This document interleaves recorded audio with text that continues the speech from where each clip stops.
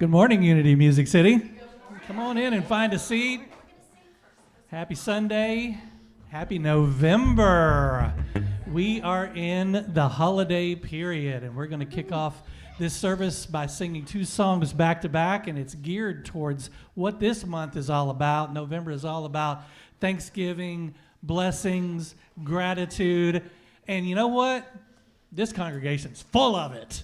That's right. We are full of it. So let's all stand together, sing a couple of songs back to back. You probably know these from times past, but we're going to bring them back and relearn them if not. Here we go.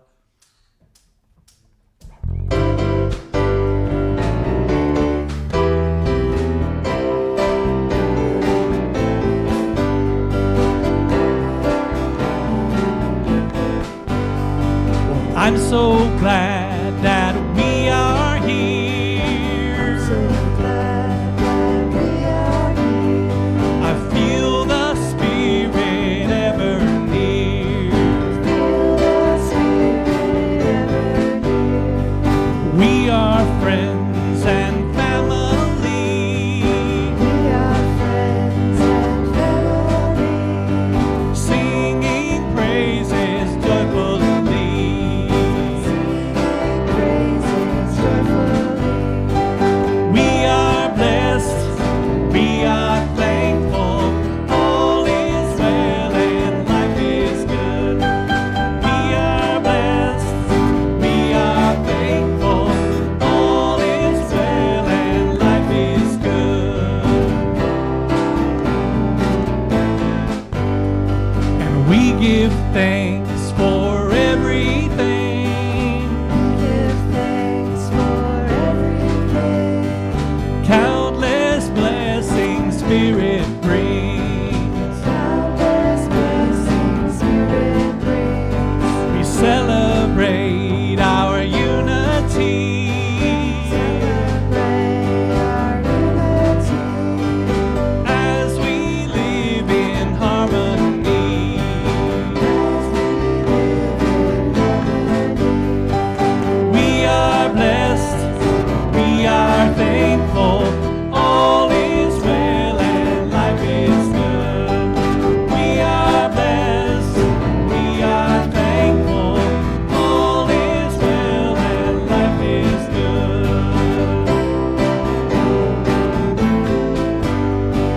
We are blessed, we are thankful, all is well and life is good. We are blessed, we are thankful, all is well and life is good. All is well and life is good. All is well and life is good. 2, 3, 4.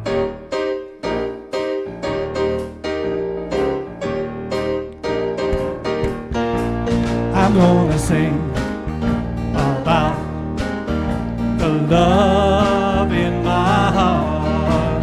I'm gonna sing about the love in my heart.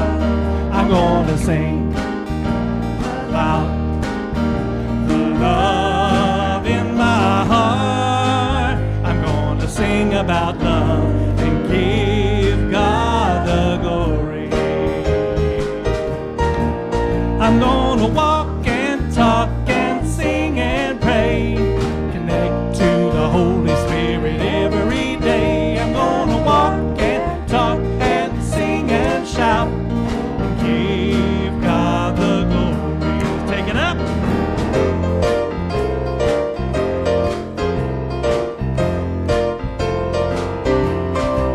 I'm gonna sing about the joy in my heart. I'm gonna sing about the joy in my heart. I'm gonna sing about the joy in my heart. I'm gonna sing about joy and give God the glory. I'm gonna walk and to the Holy Spirit every day. I'm gonna walk and talk and sing and shout. Give God the glory. Whoa!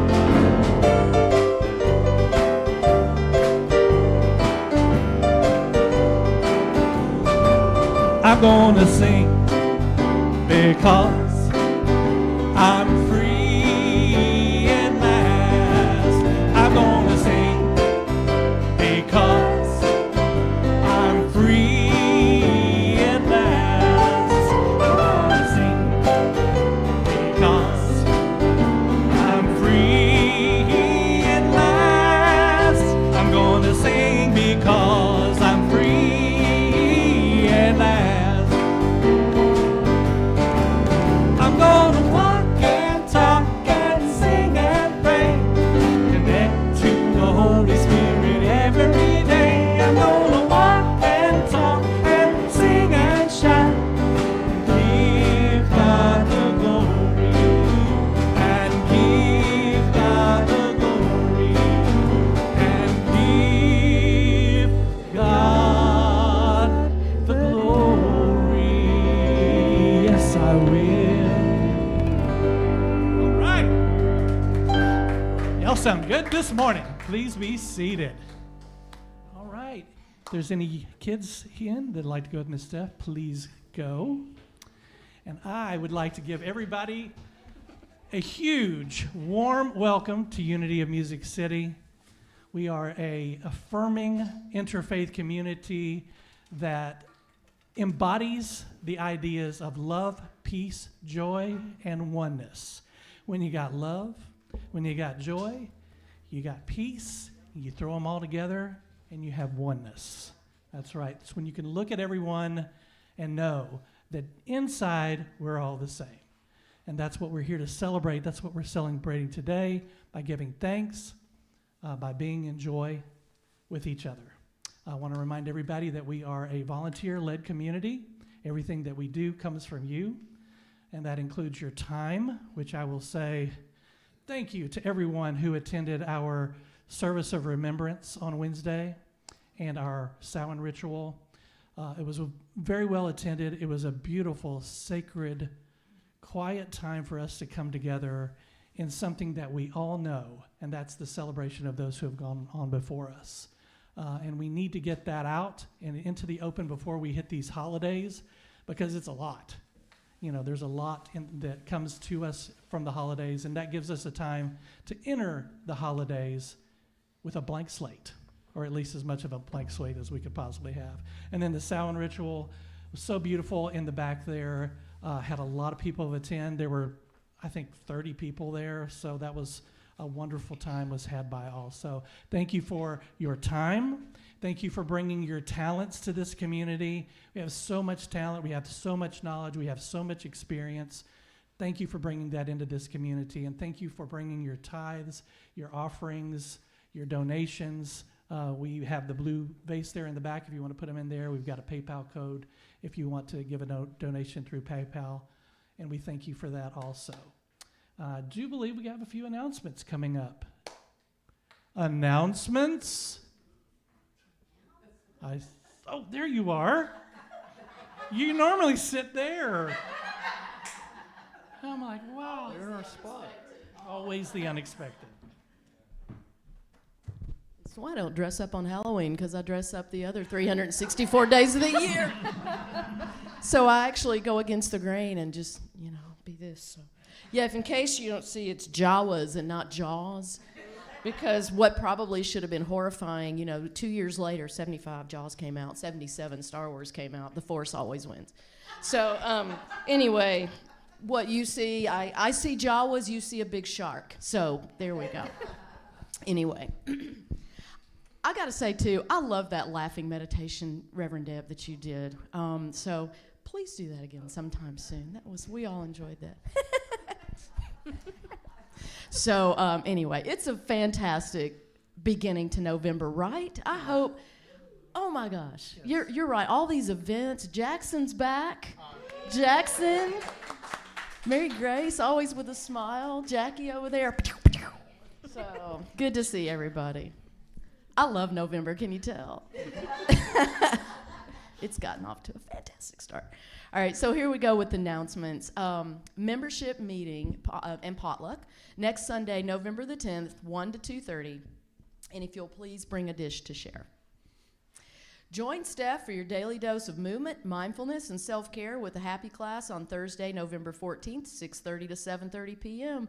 That's next week, right? That's That's it. It's happening. This class will feature cardio drumming, Reiki relaxation, and tea tree scalp treatments. So is this the one where this is the cardio, right? So Carolyn, warm it up, stretch the arms, Marcia, everybody else that attends. I don't see Tammy, but hey, She'll be there. all right. So all of you that have that, get the arms going.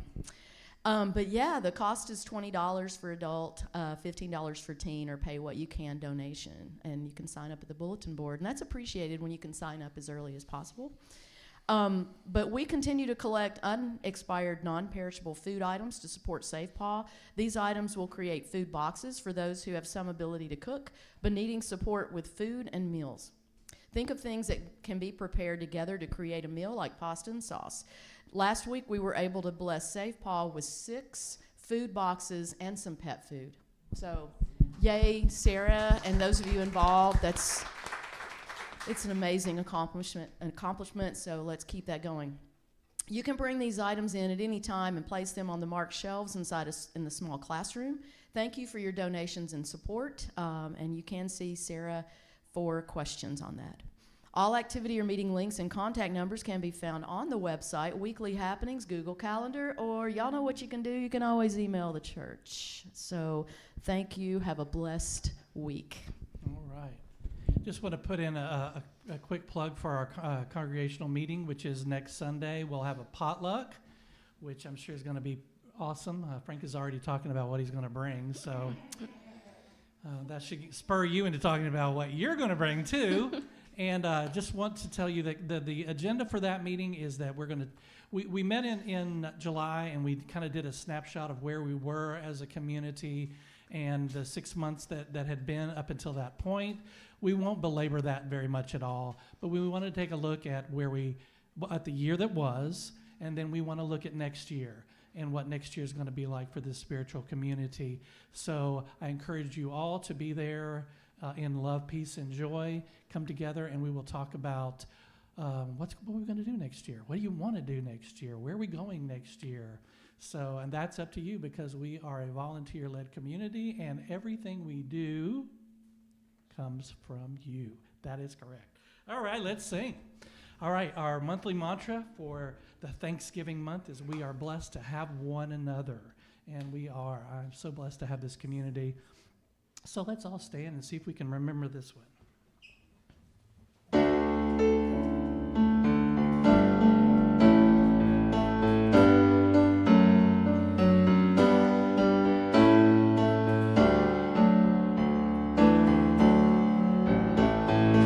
We are blessed to have one another, a chosen family, together we stand. We are blessed to be sister and brother. We are blessed. We are blessed. Where two or more are gathered, there's a sweet spirit near. Where two or more are gathered, love replaces fear. We are blessed to have one another, a chosen family, together we stand. We are blessed to be sister and brother. We are blessed. We are blessed.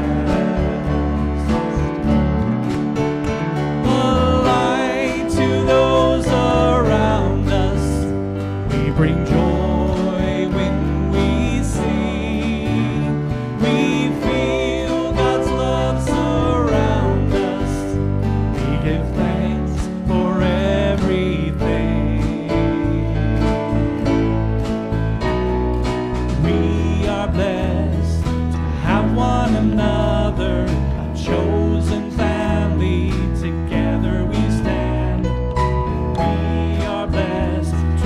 sister and brother. We are blessed. We are blessed. A light to those around us. We bring joy when we sing. We feel God's love surround us. We give thanks for everything. We are blessed to have one another, a chosen family. Together we stand. We are blessed to be sister and brother. We are blessed. We are blessed. We are blessed. We are blessed. Thank you so much. Please be seated.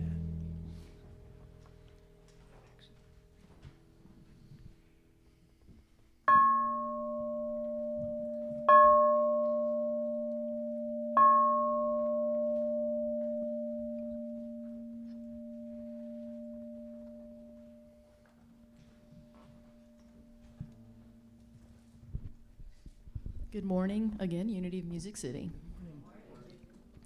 Let's begin this portion of our service by taking a deep, centering breath.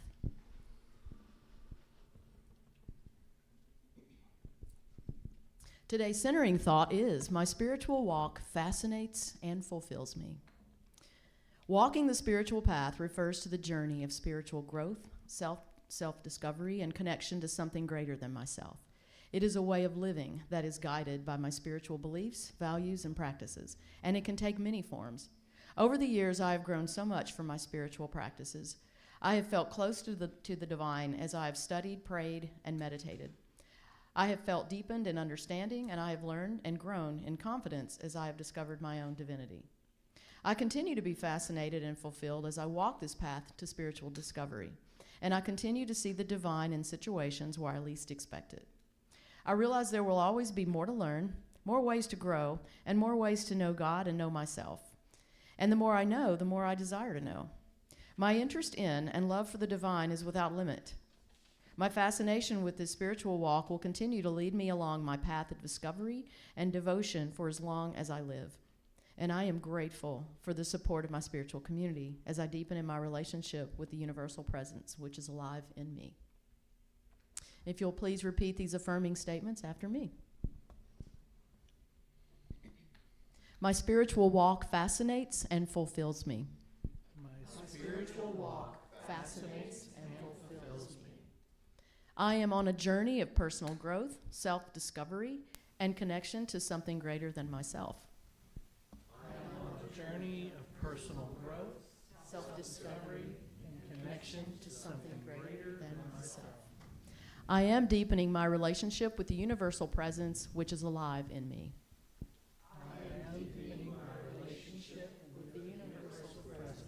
Which is alive in me. And so it is. And so it is. Good morning, everyone. Good morning. I'm so happy to see you here this morning. We got several people watching online. I think that we might have some folks who are sleeping until Wednesday. That could be a possibility right now. I don't know why. I don't know what's going on this week, but there might be something that causes people to want to hibernate for a couple of days. And so let's take a moment to prepare ourselves for the week to come by settling into our seats.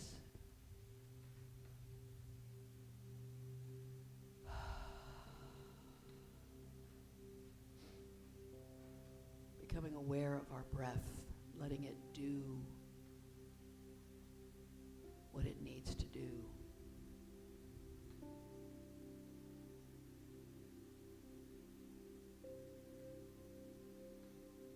If it feels like you need to take a deep breath,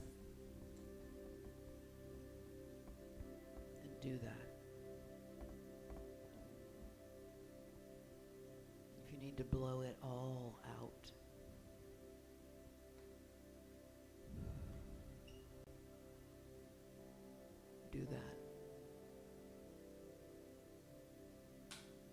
concern yourself with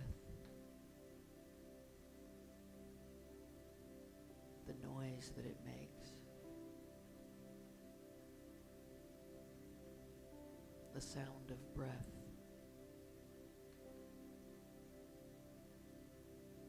is the sound of God.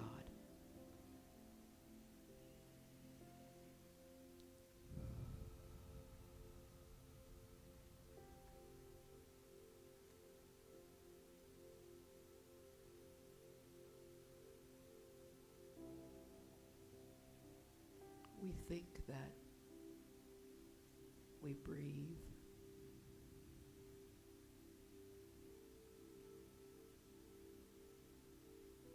but it could also be that we are being breathed.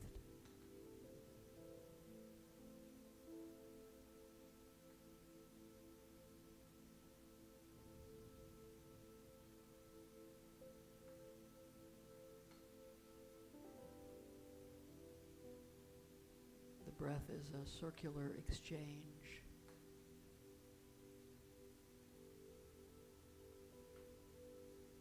between my physical reality and my sacred nature.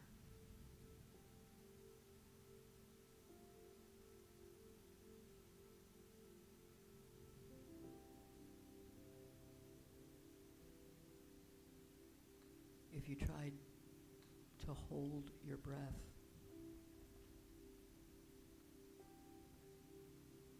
you could only do that for so long. Something, life itself, will compel you back into respiration.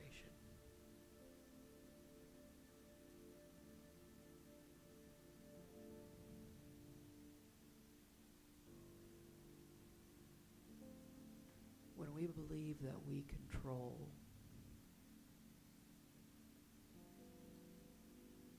the world and this experience,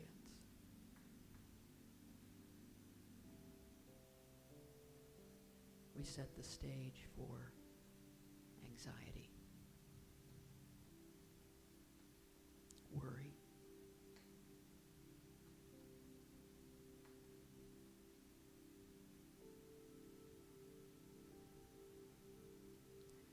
but anxiety and worry do not live in the sovereign space.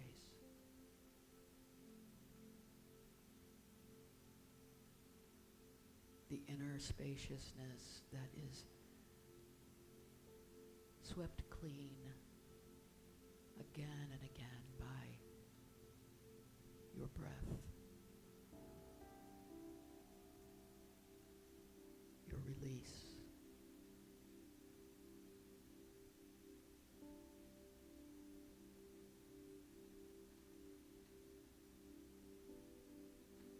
When the world feels big,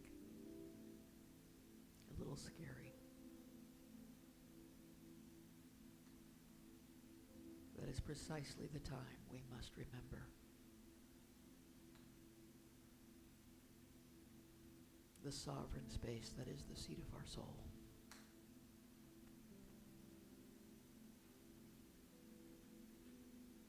The truest truth of our being.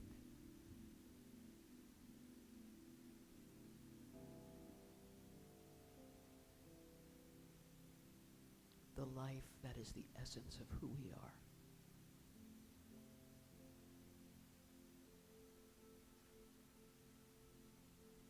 Let everything else go.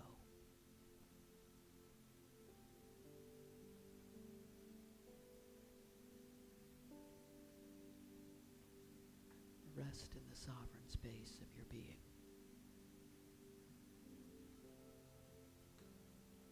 In the stillness.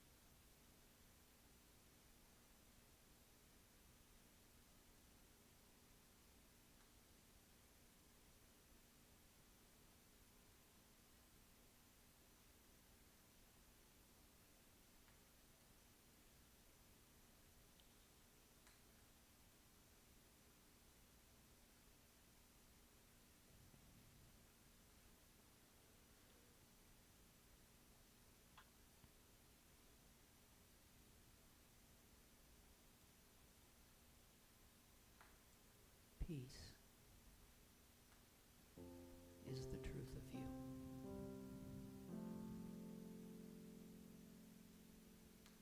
Joy is the truth of you.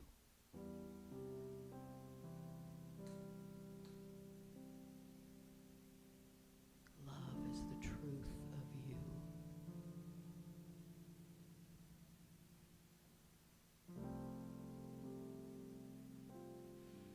Freedom, life, hope, compassion,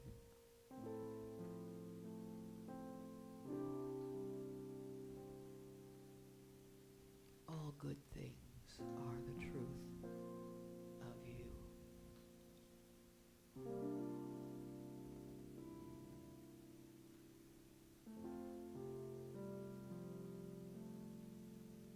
Let go of everything else.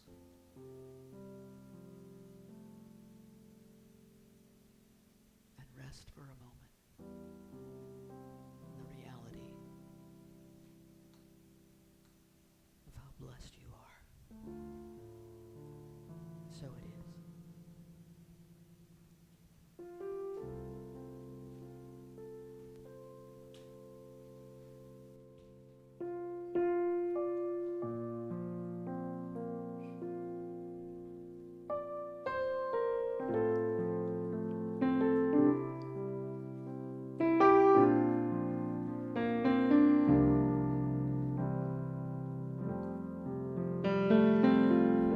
I am so blessed. I am so blessed. I am so grateful for all that I have. I am so blessed. I am so blessed. I am so grateful. I am so blessed. I am so blessed. I am so blessed. I am so grateful for all that I have. I am so blessed. I am so blessed. I am so grateful. I am so blessed. I am so blessed. I am so blessed. I am so grateful for all that I have. I am so blessed. I am so blessed. I am so grateful. I am so blessed. I am so grateful. I am so blessed.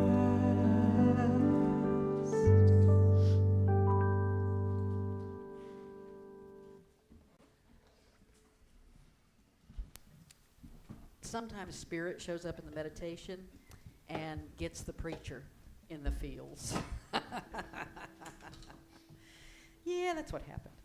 So anyway, so great to see you all today. I'm just, let me tell you, well, I'll get to that in a minute. I just got to tell you that spirit could not have any better timing. Let's just put it that way. So let me give you a little brief reminder, refresher, as we get, I mean, there's like 11 weeks of this So at some point, I can't keep dragging you along with reminders of everything we're doing. But for right now, we can go through it pretty quickly. We started with this idea of waking to oneness, which I love that. The more that I sit with that, the more I love it. Because when I first wake up in the morning, I am not quite all there. I don't know about you. I need time in the morning. I need time. Like, I need to loll in the bed for about an hour. Any lollers in here? I love to loll in the bed. Love it.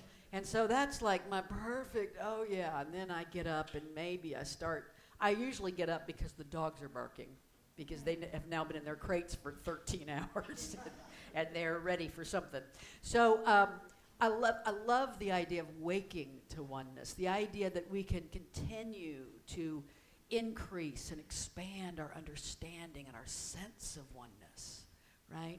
And so just waking up is just the beginning. Waking up to the idea that oneness is everything. And then we moved toward befriending the body, and we talked about how that's not just honoring your own physical experience, but caring for the beloved community, the body that is your community, whatever that community looks like. We get the chance to do that this week. Some of us already have. I've already taken care of my civic duty because I get it out of the way as fast as I can so that I can pretend like that doesn't exist anymore until it's over, right? And so that is a way of caring for our beloved community, right? That is a way of showing up and saying, I care enough about this world and people and how these outer things impact their lives. Befriending the body. And then we moved to being rooted in bliss. And we talked about how we often think of bliss as this kind of crown chakra thing, but we moved it down into the root chakra, kind of not the goal, but the beginning, that we start from the bliss. I mean, we start from, that is it makes me think of graduation at the college. Those graduation exercises are called commencement. And commencement means the beginning, right? We celebrate the end by referring to the beginning of what is to come. And so it's a kind of commencement, right? Reaching into the bliss, nurturing, making space for, returning again and again to the place of sacred bliss. Oh, yes. And remember, when we were talking about that, we talked about Guru Angad and the first blissful moment of oneness, that understanding he had, and when his daughter saw his face, she said, don't lose what you have found. Don't lose what you have found. I thought about that on the way, just on the drive this morning. I was thinking about the fact that it is possible to lose what we have found, although we can't ever really lose it. We just lose touch with it, right? We lose our awareness of it. But one of the places where it can trick you, your ego can trick you into losing what you found, is in the spiritual community. Because I'm doing all the right things, and I'm showing up. Maybe we forget the intentionality of making sure that we take care of what we have found. We continue to nurture what we have found.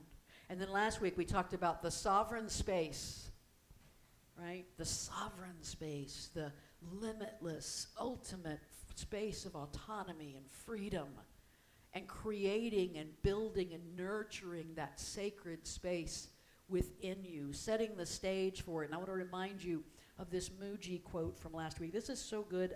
You don't have to, but you might even want to close your eyes and let your ears just take this in. Don't listen to the words, listen to the wisdom here. There is a presence, a silence, a stillness, which is here by itself. There's no doer of it, no creator of this stillness. It is simply here in you, with you. It is the fragrance of your own self. There's nothing to do about this. It is naturally present. This fragrance of peace, this spaciousness, is the fragrance of your own being.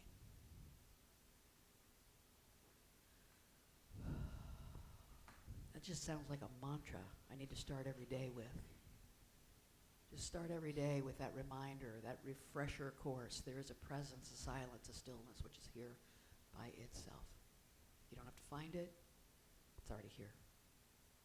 Right? We talked about this spaciousness, the steps, right? Step one, try. Try everything. Set the stage. And there's wisdom, there's purposefulness in the trying, because it does set the stage. It sends the message to the universe, I'm ready. I'm ready for this. I'm going to try. I'm going to read the right books, whatever the right books are. I'm going to go to the right places, whatever the right places are, right? The right place is where you show up. The right book is what Spirit has put into your hand at this moment. The right friends are the ones that make you feel more yourself, right? More yourself. You try, you create the space, and then we stop trying. We give up all trying. We set the stage for the place of no push and no pull, no resistance, no desire, no attachment, no need. This place of spaciousness, this place of lightness, this place of freedom, and then we let go, and we stop trying, and we live in peace. But then, politics, right? Then we come to politics. Now, I take very seriously, first off, at the college, I'm actually kind of ruled by state law, right? I'm an agent of the state, and therefore I am not allowed to, I have freedom of speech, but I have to be very, very careful about advocating for one candidate or another. I cannot put anything on my door, like a sticker or anything. There's some rules around that. And there are also rules around being the minister of a nonprofit spiritual community. I cannot help it that so many people do not follow those rules anymore. But I do, right? I do. Yes, you're welcome. Because it is not my job to tell you what to think politically. I'm a human being. I have my own personal feelings about that. And if you go to my Facebook page, you can probably figure them out pretty quickly. But, and I have my own stance as a citizen, as a place. But let me tell you, one of the things that we sometimes run into here, we sometimes forget, because we all feel like we're all like-minded. We aren't always. We aren't always. And we need to make space as much as we can. We can hold to our principles of oneness. It feels like this is an election of principles on a very core level. And so I have to be very careful, because it can be very easy to talk about principles and feel like you're being political, right? But here's the thing, this timing could not be more perfect for this week, because I've talked to more people over the last 2 weeks who are led with the idea that they're feeling election anxiety, right? They have concern, they have worry, they have anxiety around this election. It's like we are a nation in kind of mental health crisis right now. We're in this kind of place of true anxiety. And I have said the very same thing I said earlier. Can I just sleep until Wednesday? Because I would really like to just sleep until I've voted, I'm done. And then people ask that question, well, what if? What if? What if? I mean, every now and then, Nikki and I are talking at home, and she'll get a little bit concerned about it. And she turned to me the other night, and she said, we need an escape plan. I mean, and that's not hyperbole. There are people that afraid. And I think we all have to think about how we've contributed to a society where we could ever have reached this point, right? We could ever have reached this point. So I'm going to see if I can offer a little bit of solace today. That's my goal for the day, is to offer a little solace.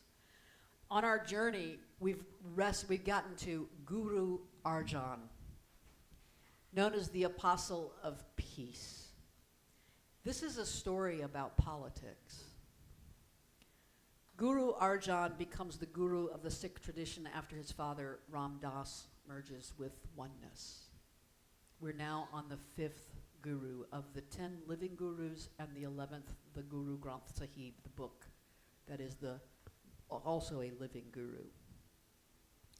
Arjan was the youngest son of Ram Das, and his older brother, Priti Chand, was jealous. Right? Now, I need to tell you a little bit about the way the world worked in northern India at that time. Rulers, people in power, they didn't follow the rule of primogeniture. That is the rule where, like in England, the firstborn son inherits everything, no matter what, right? They've actually changed that ruling for the English throne. Now it's the firstborn child. Had Charlotte been born before George, she would be next in line after her father now. But that's a side note that has no bearing on your spiritual journey, by the way. I just had to stroke my little academic inner self, right? But in those days, they didn't really follow the rule of primogeniture. And so if a ruler had, like sons, daughters were pretty much out of it. If a ruler had sons, the son who would take over from the ruler was the one who could amass the largest army and defeat his brothers. Right? So sons were basically natural enemies from the moment of their birth. Right? And so Arjan, being the youngest son of Ram Das, having gotten the guruship handed down to him, his older brother, Priti, is jealous. And politics so often is steeped in protecting turf, getting what's mine, which means taking yours, because politics operates in a lack mentality. Well, if we spend all that money on the military, how do we have any left for education, right? That's all kind of lack mentality that we have going on. And so Guru Arjan is married to a woman named Ganga, and she gives birth to a son named Hargobind. Twice there are attempts on Hargobind's life. And they believe that those were ordered by Priti Chand, the child's uncle, trying to get a threat to the guruship out of the way so that he could be next in line. Maybe if there was no heir, then he could take over after Arjan and then his own children would fall in line. This is a long way. We've come a long way from I'm going to hand the guruship over to whoever will jump in the river, right? Remember that story from a few weeks ago? Now we've gotten into handing it down to our sons, handing it down to our children. This is not uncommon. People often grow up to do what they see modeled in front of them, right? Billy Graham's successor was Franklin Graham. Jerry Falwell's successor was Jerry Falwell Jr. They've been a real success story, haven't they? Nonetheless. But at any rate, that tends to be what will happen, right? And so here's Arjan, and he really is. They call him the songbird. He likes to write poems. He is the apostle of peace. And here's his brother trying to kill his son. And he's like, what do I? And then the brother goes off and he starts his own sect. And he writes his own poems and all this kind of stuff. And so Arjan just decides that what he's going to do is what shall I do? Here he is, he's trying to defeat me. His mother reminds him of a time when his father, Ram Das, I know it's like his brother, his mother, his father, his uncle. His mother reminds him of a time when his father, Ram Das, the guru, was insulted. Someone mocked him saying, "Why do you grow such a long beard?" Because the Sikhs do not cut their beard, right? "Why do you grow such a long beard?" And he instantly replied, "To wipe the feet of sages like yourself." And his mocker replied, "It is this humility that made you so great and me so small." Because he met insult with compassion. And so this is the situation that Arjan finds himself in. There's a verse from the Guru Granth Sahib which says this: "Those devoted to the beloved sing the virtues of the mystical name." The beloved is God, spirit, the sacred space within you, whatever. Most Hindu mantras are just repeating the names of the gods, right? Just saying the name of the God. That is enough. Calling upon the God, calling upon the divine. Those devoted to the beloved sing the virtues of the mystical name. If someone maligns them, they do not lose who they are. If someone maligns them, they do not lose who they are. They remain steadfast in what they know and what they believe. Now, at this point, It's not just family politics that come into play for Arjan. It's real politics that come into play. This is the time of the Muggle rulers. I can hear Nikki Conley right now wanting to throw a Harry Potter reference in there. We would tip it. I heard it always. Westerners often say Mughal, M-U-G-H-A-L. It's Muggle. If you go to northern India, it's Muggle, right? These were the Muslim rulers that ruled northern India, and the emperor at that time was Emperor Akbar. He's known as Akbar the Great. And Akbar had been friendly with the Sikh people. In fact, had given them the land, gifted them the land that became Amritsar, where the Golden Temple was made. And Emperor Akbar's wish was for his grandson, here we go, with some more children, and who's going to take over business. His wish was for his grandson, Prince Khusra, to take his place. But the boy's father, Jahangir, seized power. So we get a grandfather, a father, a grandson, right? The grandfather wants the grandson to take over. The father jumps in there and says, no, the throne is mine, right? There's so many stories, like I said before, where the sons are natural enemies with each other. There's so many stories from this era. It was the cultural milieu of the day. So many stories where family turned against family. Does that sound familiar? Yeah.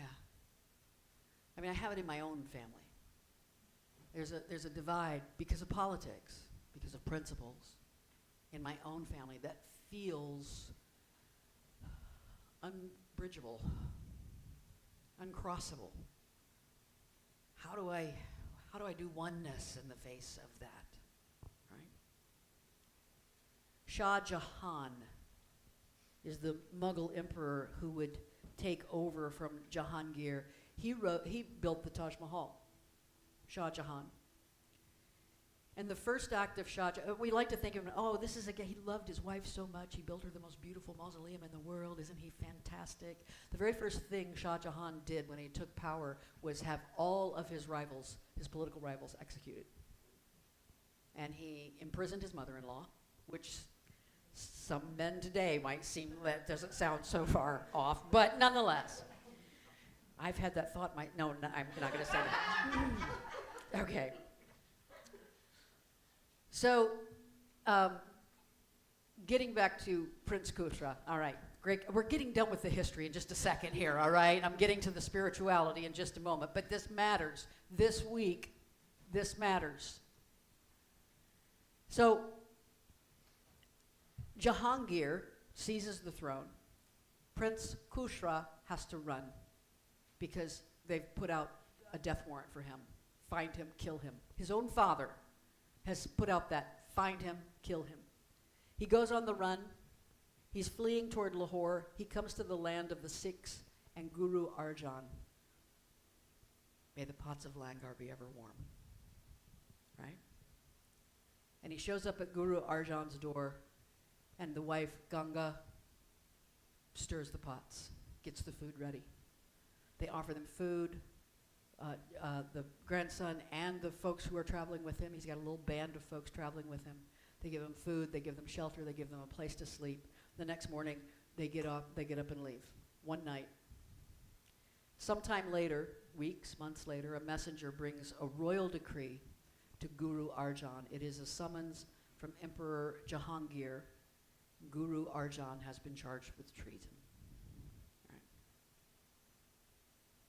Ganga, his wife, immediately thinks, your brother's behind this. Your brother's behind this because he's friendly. He's friendly with Jahangir, and he wants you gone. Your brother's behind this. And she asks him, who was it who betrayed you? And Arjan's response is, see no enemy. See no stranger, see no enemy. See no stranger, see no enemy.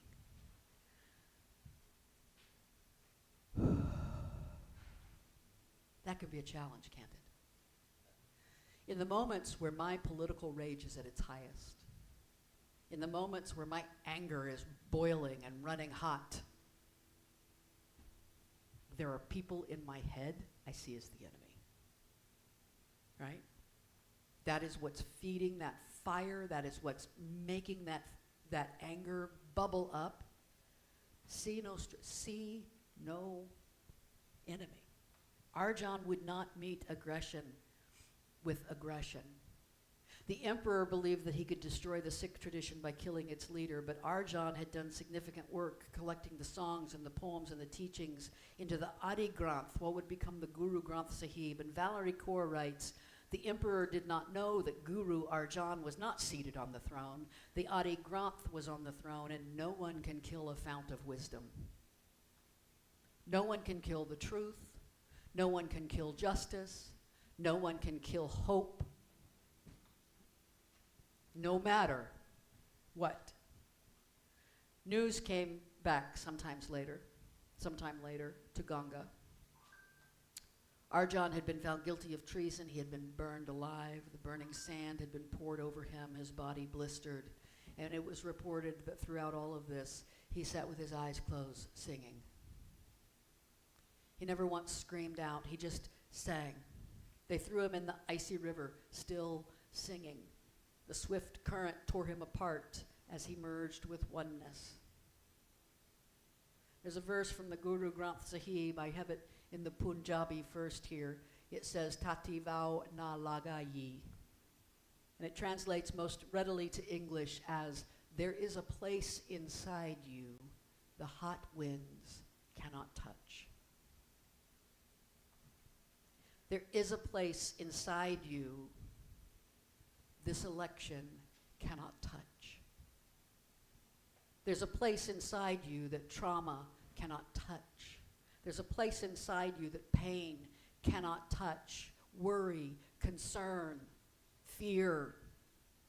It's a place of wisdom, and it is there that we find rest. This is the ultimate wisdom, is the peace of this space. And so, resting in wisdom is our topic today, and I want to briefly touch on 4 thoughts about that. Love the outer experience, love the inner experience, embody your inner wisdom, and listen to that wisdom daily. When I first was writing my notes, I had written embrace the outer experience and embrace the inner experience. And then as I was typing up some notes, I said, and by embrace, I mean love. And so then I thought, Deb just changed the word to love, right? Love the outer experience. How do we love the outer experience? Valerie Kaur talks about going her trip to Amritsar, going to the Golden Temple, and when she got there, she sees something like this. It's a little bit blurry because I've blown it up, but she talks about how this is a religion. The Sikh religion teaches the equality of men and women, but notice that it's all men sitting around there because women are not allowed to sing the kirtan, and women are not allowed to even sweep the floors of the Golden Temple. And as Valerie Kaur writes, patriarchy still finds a way. Because none of these things are perfect. I am not here talking with you over these weeks about the Sikh tradition to try to say, hey, these folks figured out oneness. They've got it. Remember, all wisdom traditions start in mysticism and end in politics, right? Because people. That's why we don't hitch to any wagon. It's not going to protect us totally. We're people gathered here. We have to constantly be diligent about remaining in the mystical oneness and not diving into the politics of who gets to be the board president or who gets to be the minister, whatever, right? And if I thought there was ever that going, we'd upend something, because that's not the point. That's not the point. But even in this, patriarchy still finds a way. And she talks about how disappointing it was to go there and see this. The first time I went to India, I was a little surprised when the lines for major attractions like the Taj Mahal were separated into lines for men and lines for women. And at first I was like, if you go to McMinnville, if you go to the place that Sadhguru has in McMinnville, and the great temple where the Adi Yogi is, women enter on one side, men enter on the other, because of a belief of the balancing of yin and yang power, right? Male and feminine energies, that kind of thing. Also in India, I'd asked my friend JD after the first time I was at the Taj Mahal, like afterwards I came out and I said, because he had to go to the other side. He was like, he got us all over there, and he's like, okay, I'll see you when we get in there. And he goes to the men's side. And I said, well, what was that about? I was convinced that the men were getting through quicker or something, right? You know. Yeah, it's like the bathroom. It's like, they don't need all those. All right, but anyway. But he said, well, we do that. He said, it's a long-standing tradition, and he said it's for women's safety. It's to protect women so that when you're crowded up against people, there aren't strange men around you. I went, oh, okay. And it was cultural. You know, you just kind of, my feminist heart wanted to rise up, but my go with the flow heart kind of won out. When in Rome, right? And it was just cultural. You know, the outside world doesn't always present according to our wishes. Peace comes when we find a way to love it anyway. So many of us have had the biggest challenge to our ability to love the world as it shows up during our contemporary political energy. How do you love someone who seems a direct threat to your rights? How do you love situations that seem aligned against you or those you love? Sometimes you can't. I'm not going to stand up here and say, you got to figure it out. You got to figure out how to love those people that you just can't even say their name out loud, like Voldemort or whatever, right? Right. But maybe you can find something within that situation to love. Maybe you can find someone close to that to love, right? Someone like, thank God for Liz Cheney. I can love Liz Cheney, right? That's as political as I'm going to get today. I have a friend at work who is of a different political party than I am. We vote differently, and I love her. We get along so great. I mean, we work well together. We work well on committees. And when I need to love, I think of Jean. I love Jean. Let me let her be a stand-in right now for the situation going on in the world, and things can feel a little bit better. What if we need to fight? Good. You'll be happy to know that next week's talk is called Activate Power, all right? So we can talk about that next week. But if you can't love a particular person, love the closest person you can to them. Love people in the situation. Reach for love. Love your outer life the best you know how. And then love the inner experience. Anybody have one of these folks called an inner critic? Yeah. We're not born with this, we grow it.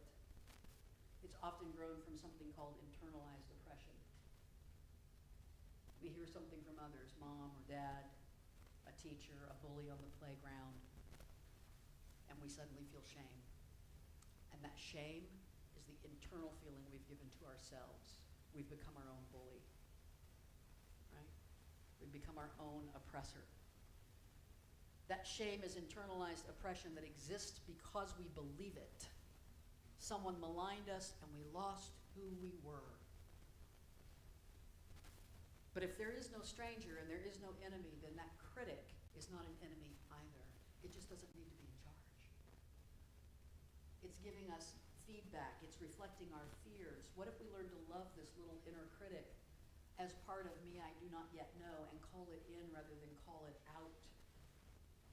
Valerie Kaur writes this: patriarchal culture will tell you to eliminate the little critic, annihilate your ego, control your rage, suppress your lust, repent your sins.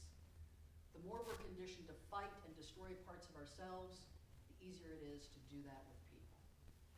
To see them as monsters who need to be punished or put to death or discarded. Loving our outer experience and our inner experience are the same thing. Right? Loving that inner critic is the way that we start loving the outer world. Third point is to embody your inner wisdom. Mine looks like this. Right? And so Valerie Kaur writes about actually coming up with something that your inner wisdom looks like, a being that sits in your inner space with you. Embodying your inner wisdom can be two kinds of, you can hear that in two different ways. One is to integrate it into your own physical body, your own physical beingness and experience. And the second is to create this wise woman within. What does yours look like? I think I've told you before that I have this named being inside of me named Loretta, right? Like when I'm not thinking, I'm not aligned with goodness, I can say, Loretta, what's going on? So the wise woman is like Loretta's kinder cousin.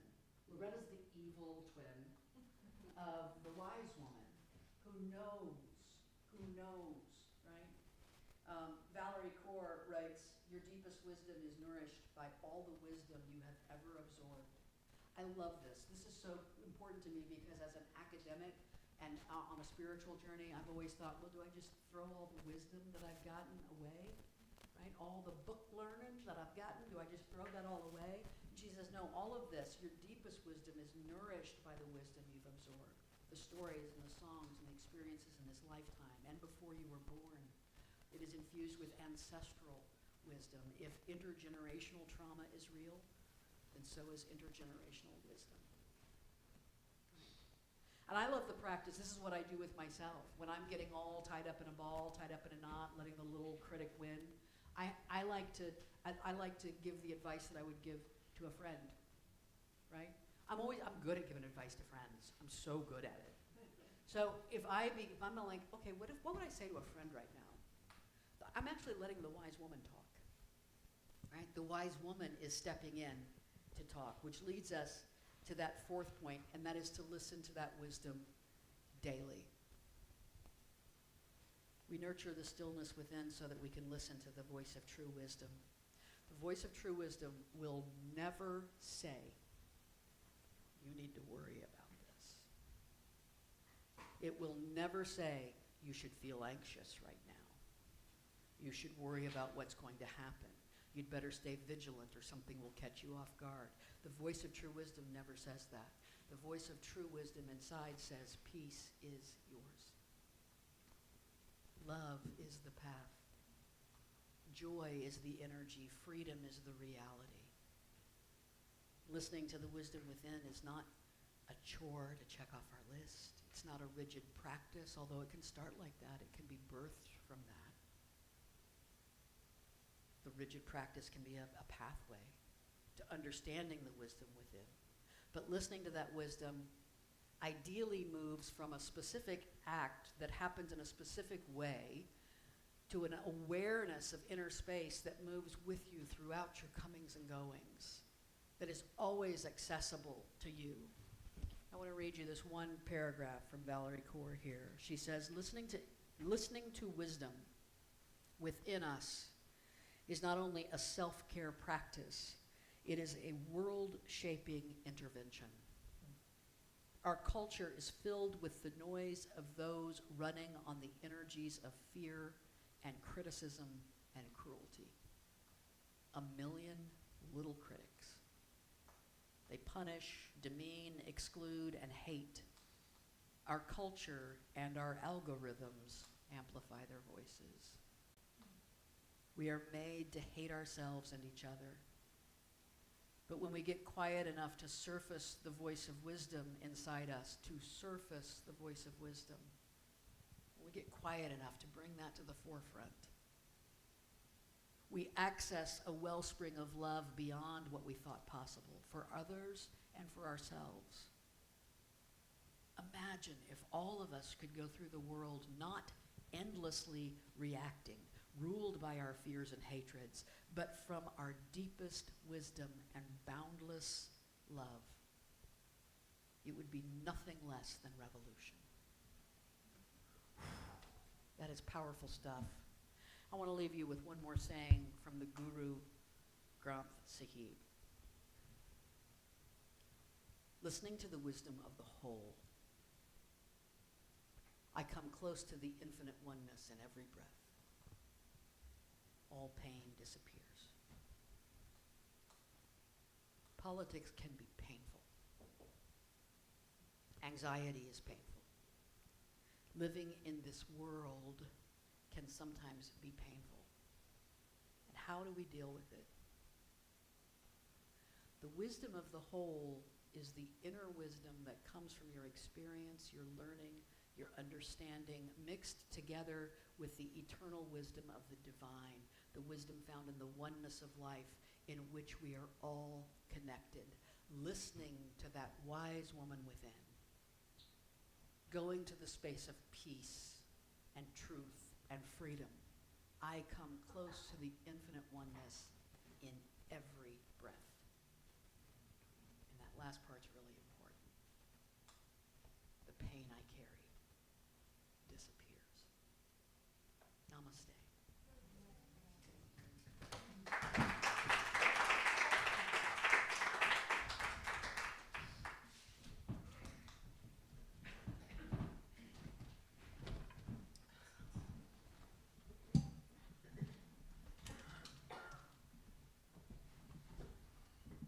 Thank you so much, Reverend Deb.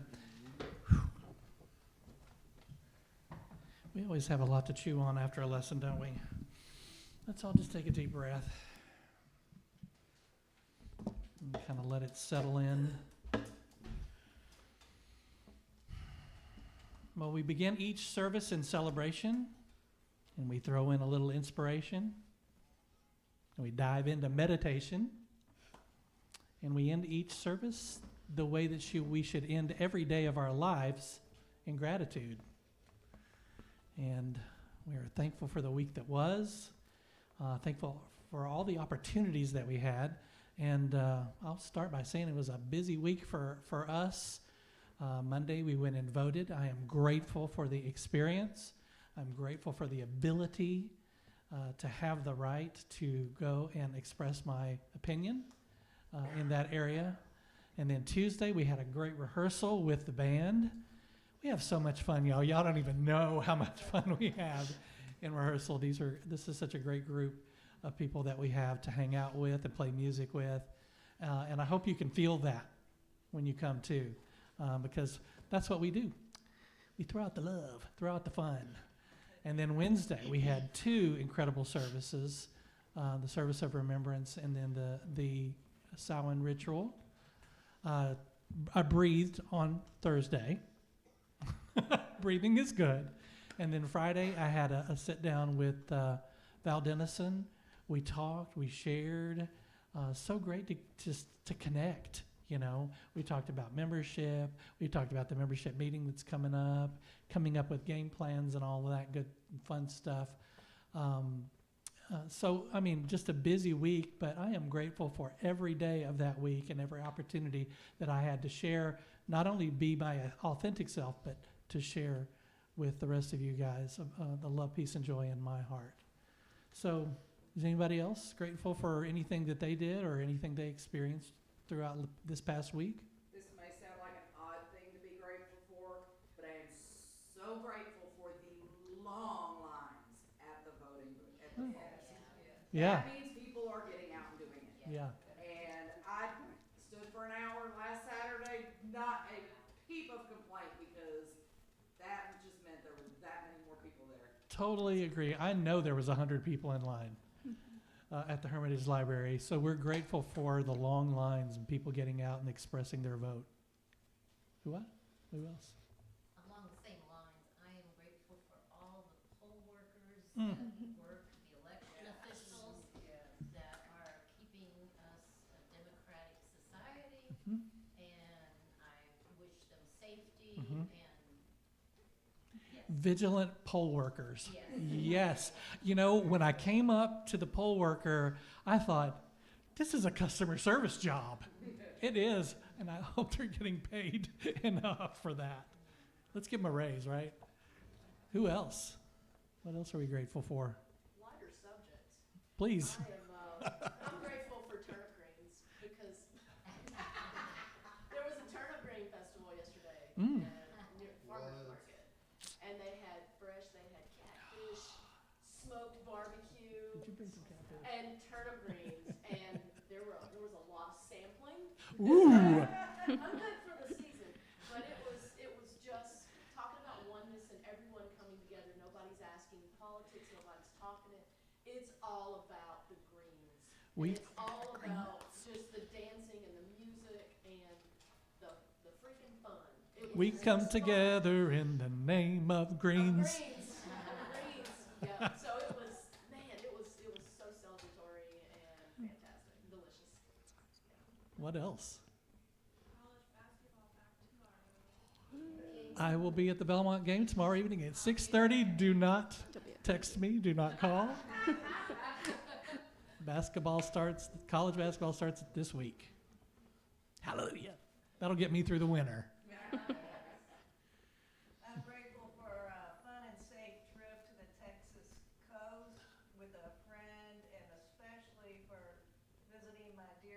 Rachel and her husband and 3 beautiful children. Grateful for a great visit to Texas. Is it like the Corpus Christi area or? That was part of it. Oh, yeah. San Antonio. Corpus Christi is beautiful. San Antonio, yes, been there. Awesome.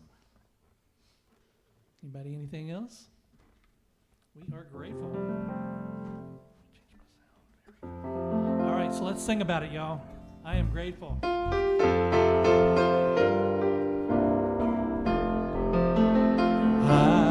am grateful for another day of living. Grateful for a new chance to forgive. Grateful to receive life's many blessings. And I'm grateful for the love I have to give. I am grateful for another day of living. I am grateful for a new chance to forgive. Grateful to receive life's many blessings. And I'm grateful for the love I had to give. Yes, I'm grateful for the love I have to give. We are grateful. All right, let's stand up. As we prepare to leave, I'll remind everybody to check the What's Happening newsletter for everything that's going on. Be sure to figure out what you're going to bring for our potluck next week. Let's say the prayer for protection together. Together, the light of God surrounds us. The love of God enfolds us. The power of God protects us. The presence of God watches over us. Wherever we are, God is, and all is well.